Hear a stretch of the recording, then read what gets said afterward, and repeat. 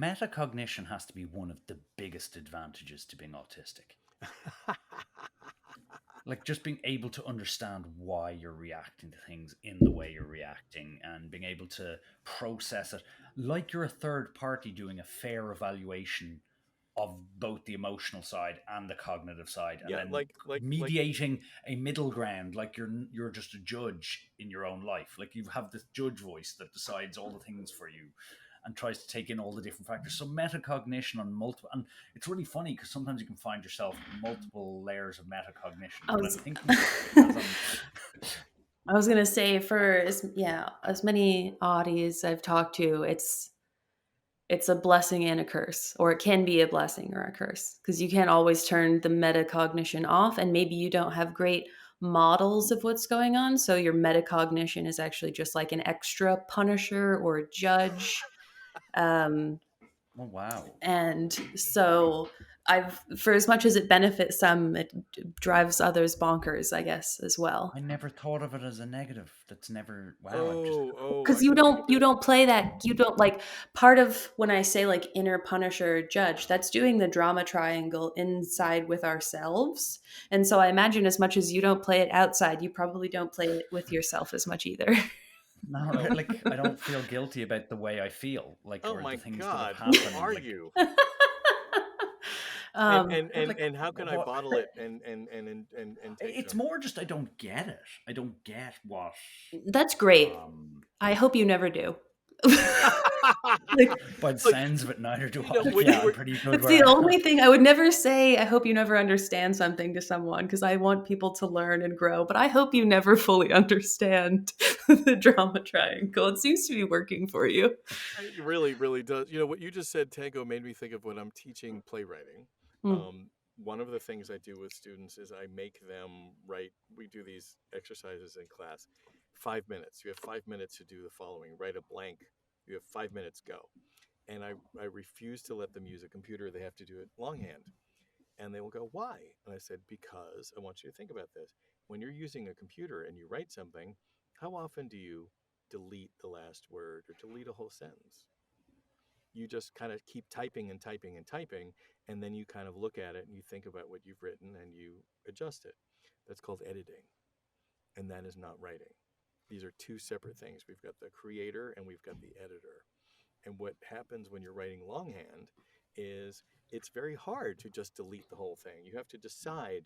You find yourself deciding before you write something whether you want to write it, and you aren't so willing to just completely erase things.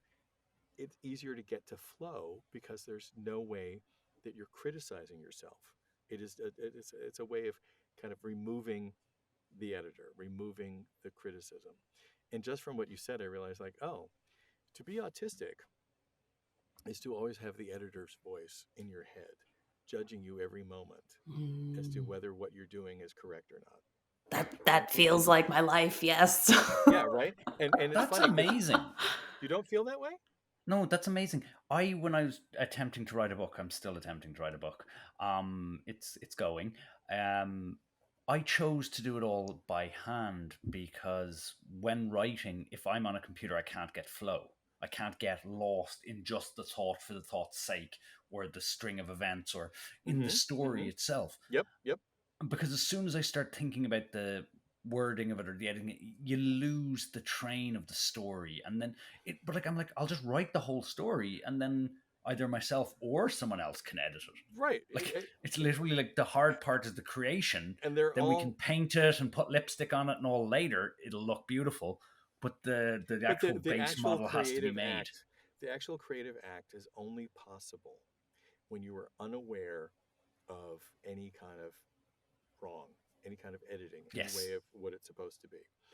And it's then supposed to be fun and creative. later on you bring in that editor who's going to The kind of look critical at a eye. part or a critical eye. And what I realized from this discussion we're having is like, oh, to be autistic is to always have an editor sitting on your shoulder, criticizing every decision you make to the point where you can't make them because you're always feeling like, is that the right way to do that? Maybe there are three ways to do this. Which one should I do? Should I do this? So you find yourself frozen, and you might not make any choice. You make a choice and you regret it instantly, Um, I think it's been very interesting working with my young compatriot at work right now, who is perhaps slowly realizing that he might be a member of the team, because he talks a lot about the anxiety of talking to other people, and he's always afraid, he says, of getting it wrong. Which to me in this moment is like, oh right, because there's the editor sitting on his shoulder going like, is that the best thing to say? Maybe there's a better thing to say. What if you said that? That's a wrong thing. So he says nothing. And I wonder if this Well, and it is a doesn't metaphor. have to be an editor. I think what you're describing is the more curse mode. And whereas it could be, the thing that's picking up on all the extra patterns and like giving you good advice, and like it's like my best friend in my head or my higher self advised, like you can change your relationship to this kind of metacognition, but for me, I can't turn it off.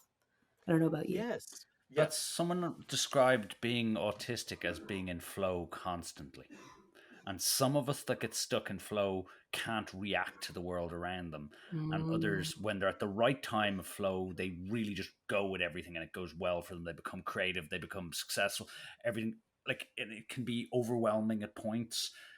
But it is just that. It is a level where you're in your mind and you're just flowing, and the ideas just are like pouring forth, and like that to me is what I would see as the main advantage for me personally of being autistic, is that metacognition. It is always helpful. I don't yes. find it critical.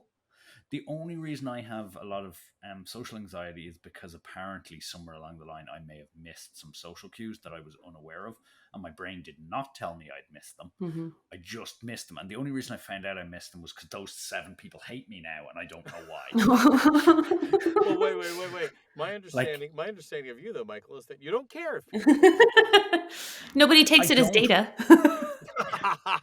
Exactly. I was going to say, if I want to do better in work or have a better job or not lose my job because of some weird social thing, like at some points I'm like, okay, they need me to treat them in this way so that I don't lose my job. Part of my job is now treating these people in this way because that's what they need to be treated like. Okay, that's now part of my job. So while I'm at work, I have to be put on this performative. Again, it'd be like training dogs in a way.